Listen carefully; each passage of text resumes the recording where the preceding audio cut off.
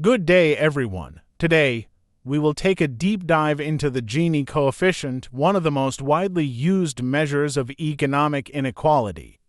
This lecture will cover the origins, methodology, applications, and implications of the Gini coefficient in analyzing income and wealth disparities. Introduction to the Gini coefficient. The Gini coefficient is a statistical measure of distribution developed by the Italian statistician Gini in 1912. It quantifies inequality in a population by analyzing disparities in income or wealth distribution. The coefficient ranges between 0 and 1. 0 represents perfect equality, where everyone has exactly the same income or wealth.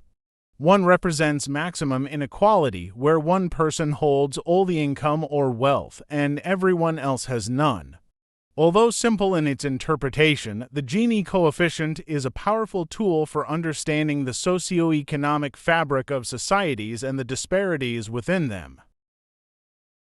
How is the Gini coefficient calculated? The Lorenz curve.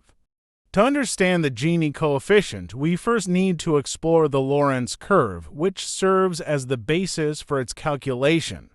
What is the Lorenz curve? The Lorenz curve is a graphical representation of income or wealth distribution.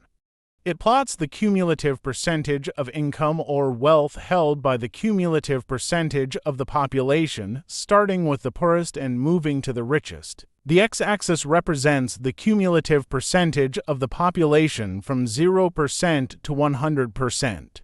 The y-axis represents the cumulative percentage of income or wealth. In a perfectly equal society, the Lorenz curve would be a 45-degree diagonal line from the bottom left corner to the top right, known as the line of equality. In reality, the Lorenz curve bows below this line, reflecting inequality. How does the Lorenz curve help calculate the Gini coefficient? The Gini coefficient is derived by measuring the area between the Lorenz curve and the line of equality relative to the total area under the line of equality. B. Mathematical formula. The Gini coefficient is obtained by dividing the area between the Lorenz curve and the line of equality or shaded area by the total area under the line of equality or total area BCD. Applications of the Gini coefficient. Income inequality.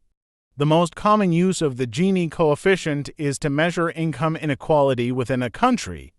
Low Gini coefficient indicates a relatively equitable income distribution. Examples include Scandinavian countries like Sweden and Norway. High Gini coefficient indicates significant income inequality. Examples include countries like South Africa and Brazil. B. Wealth inequality.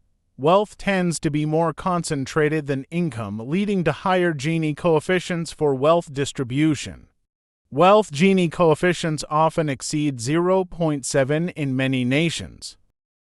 C. Sectoral and regional inequality. The Gini coefficient can also measure inequality across regions, industries, or demographic groups within a country. For instance, rural-urban disparities or gender-based income gaps can be quantified. D.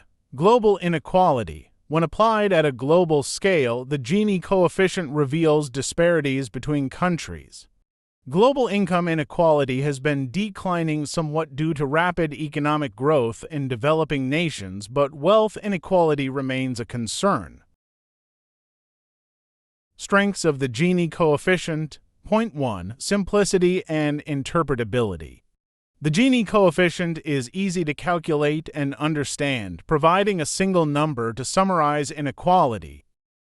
2. Comparability. It allows for comparisons across countries and time periods, making it a valuable tool for policymakers and researchers.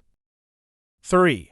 Adaptability. The Gini coefficient can be applied to various contexts, including income, wealth, health outcomes, and even education levels. Limitations of the Gini coefficient. Despite its strengths, the Gini coefficient has limitations. Point 1. Lack of detail. The Gini coefficient provides a summary measure but does not reveal the specific nature of inequality. For example, it does not indicate whether inequality is concentrated at the top or bottom of the distribution. 2. Sensitivity to extremes. The measure is more influenced by changes in the middle of the distribution than at the extremes, which can obscure disparities. 3. Population size. Comparing Gini coefficients across countries with vastly different population sizes can be misleading. 4. Income or wealth composition. The Gini coefficient does not account for non-monetary benefits, informal economies, or redistributive policies like taxes and subsidies. Empirical insights from the Gini coefficient. Let's explore some real-world examples. Point 1. Low inequality societies.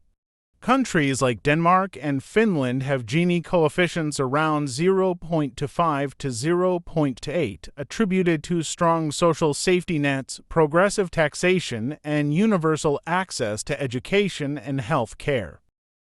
2. High inequality societies. South Africa, with a Gini coefficient exceeding 0.6, faces persistent inequality rooted in historical apartheid policies and structural disparities. 3. Trends over time. In the United States, income inequality has risen over the past few decades, with the Gini coefficient increasing from around 0.35 in the 1970s to over 0.41 today. In contrast, countries like China have seen fluctuations, with inequality rising during rapid industrialization but now stabilizing as redistributive policies are introduced. Policy implications of the Gini coefficient. Governments and policymakers use the Gini coefficient to design and evaluate inequality reduction strategies. 1. Redistributive policies. Progressive taxation. Higher taxes on the wealthy reduce income inequality. Transfer payments. Social programs such as unemployment benefits and pensions can lower Gini coefficients. 2. Investment in public services. Equal access to quality education, health care, and infrastructure reduces disparities in opportunities and outcomes. 3. Labor market interventions. Policies that promote fair wages, reduce unemployment, and strengthen labor rights can enhance income equality. 4. Global cooperation. Addressing global inequality requires coordinated efforts, including fair trade policies, technology transfer, and aid to developing nations. Conclusion. To summarize, the Gini coefficient is a crucial metric for understanding and addressing inequality. While it has limitations, its versatility and simplicity make it an indispensable tool for economists, policymakers, and social scientists. Understanding the Gini coefficient is not just an academic exercise, it is essential for fostering equitable and sustainable societies. As inequality continues to pose challenges at both national and global levels, the Gini coefficient serves as a guiding light in the pursuit of fairness and justice. Thank you for your attention. If you are interested in development studies, subscribe the channel and follow the next lectures.